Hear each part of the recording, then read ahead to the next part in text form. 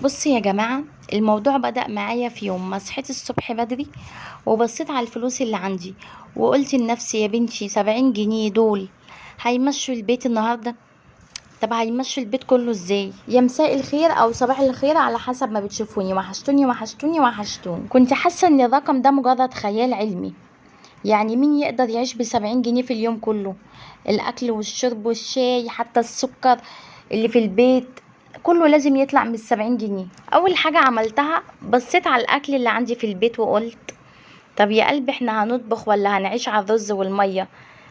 ضحكت كده لنفسي وقلت احنا نطبخ. وده كان أول درس في التوفير. التوفير مش يعني تعذب نفسك، التوفير يعني تخلي دماغك شغالة. عملتي ايه بقى يا ستي الكل يا غالية؟ دخلت المطبخ ووقفتي قدام التلاجة وبصيت لكل حاجة، قلتي ايه اللي ينفع وايه اللي ما ينفعش. اول حاجة كنت بجيب فطار ب20 30 جنيه، ايا كان بقى سندوتشات، ايا كان بقى قرص فطير الكلام ده كله. انا عملت ايه؟ انا بقيت اعمل الحاجات دي في البيت. يعني بدل ما اجيب سندوتشات من بره اعمل سلطه في البيت، واعمل الفول والطعميه في البيت، واعمل كل حاجه في البيت. طب لو انا بجيب قرص ولا فطير، يبقى بدل ما بجيب القرص من بره ولا الفطير ولا الكعب الغزال ولا المني ايا كان هو احنا بنجيب ايه، بقيت اعمله في البيت. عايزه اقولك ان المعجنات دي لما بتعمليها في البيت بتفرق جدا جدا وبتوفر معاكي، وتقدري تعمليها وتحطيها في علبه وتحطيها في الفريزر، ووقت ما تحتاجي تطلعي على قد ما انت عايزه.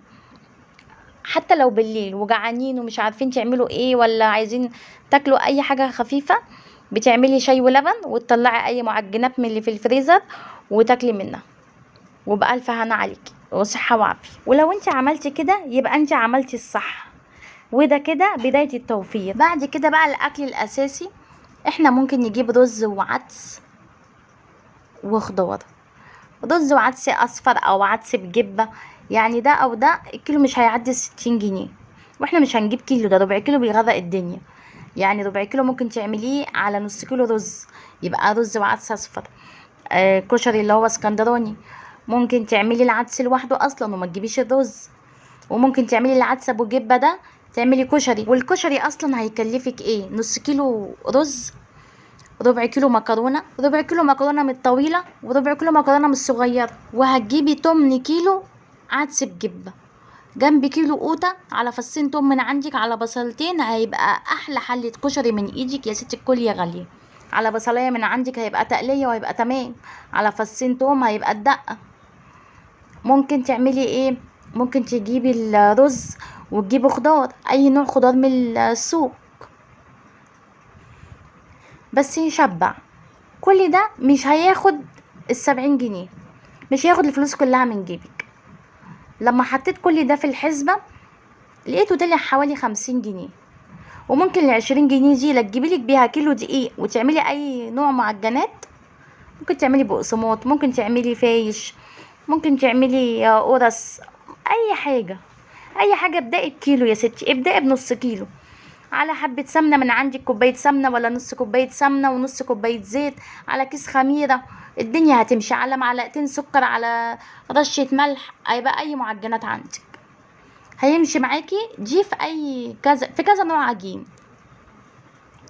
يبقى احنا كده صرفنا ال70 جنيه. طب انا بقى عايزه مش كل يوم اجيب حاجات كده على القد، لا، يبقى انا ماشي نفسي كده بكام يوم حوالي ب40 جنيه او ب50 جنيه، وممكن الغي الفطار، وممكن اجيب اي حاجه بسيطه. ممكن اجيب نص كيلو فول ادمسه واعمل منه كل يوم، اغرف منه كل يوم للولاد، ويبقى انا كده وفرت 20 جنيه من ال70 جنيه.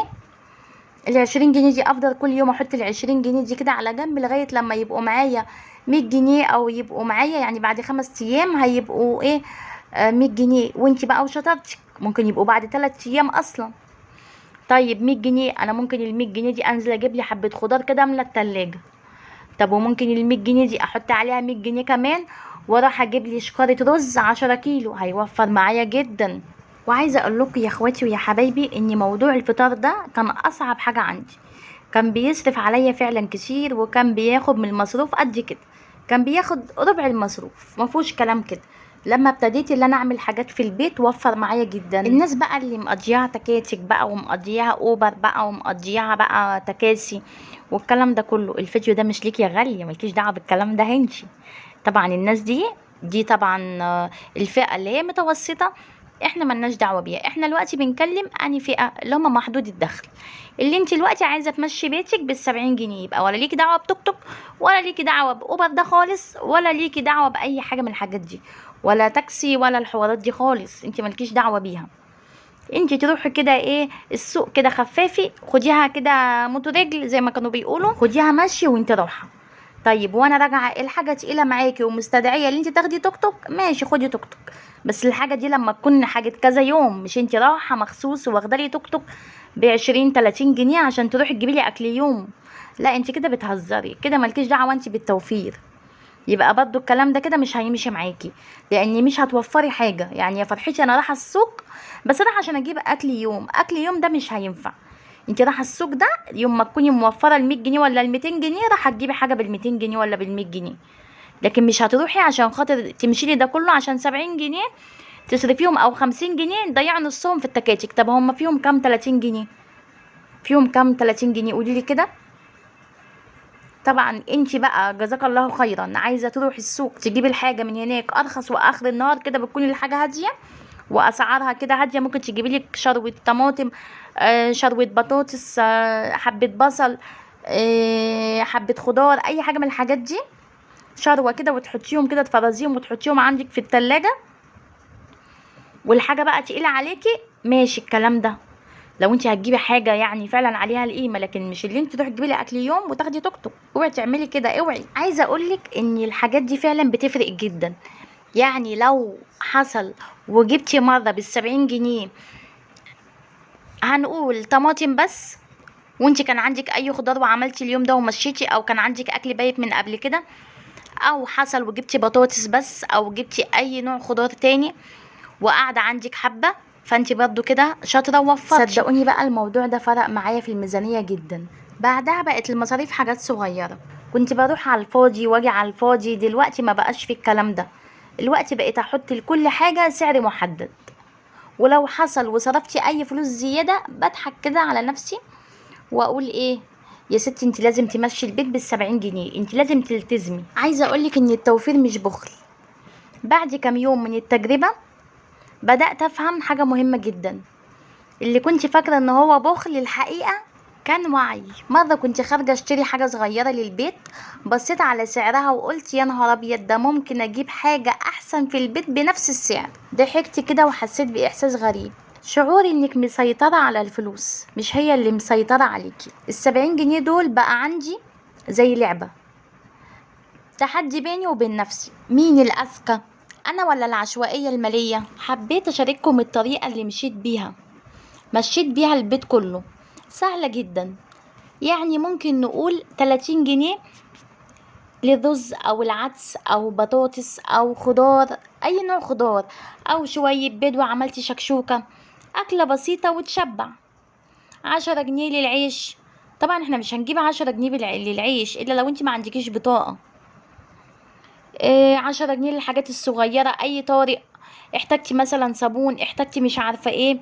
على فكرة في أكياس صابون، الكيس ممكن يعملك بتاع 6 كيلو أو 7 كيلو ب25 جنيه وتعمليه في البيت.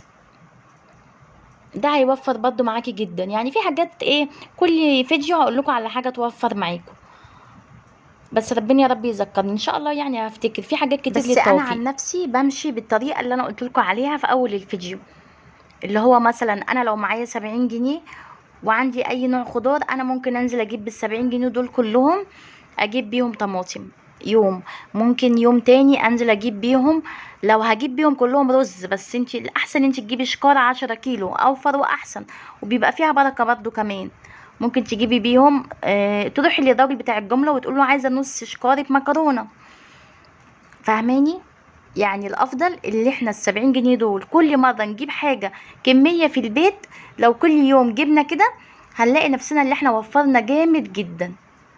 طب احنا مش عارفين كده نعمل كده، خلاص اصرفي ال50 جنيه وخلي 20 جنيه على جنب. خلي يا ستي 10 جنيه على جنب، 10 على 10 على 10 لغاية لما يبقوا 100 ولا 200 هتعرفي تجيبي حاجة. انا مش عايزة اقولك اللي انت ممكن كمان ب5 جنيه تجيبلك شوكولاتاية تكافئي نفسك. ممكن تجيبلك ب5 جنيه فشار وتعملي حبة فشار كده وتقعدي وتفرحي العيال. عايزة اقولك ان السر هنا مش في الرقم، السر هنا في التنظيم. اهم حاجة اللي احنا ننظم نفسنا ونشوف احنا عايزين ايه وايه الاهم الوقت نجيبه. عارفة مرة كنت بضحك على نفسي وبقول انا دلوقتي بقسم الفلوس كأني مديرة شركة البيت، وفي اخر اليوم قعدت كده ببص على البيت، الاكل جاهز، البيت نظيف، كل حاجة ماشية. حسيت فعلا بفخر كبير، مش عشان وفرت لكن عشان انا اللي كنت مسؤولة، انا اللي قررت، انا اللي قدرت اعمل الصح. ضحكت لنفسي وقلت لما 70 جنيه قدروا يمشوا البيت يبقى انا اقدر اعمل اي حاجة واقدر اوفر كمان منهم. لو انتي لسه معايا لغاية دلوقتي وما حطيتيش اللايك، حطي اللايك عشان انا تعبت على الفيديو ده عشان يوصل لكم وعشان يوصل لاخواتك وحبايبك وتاخدي كمان الاجر.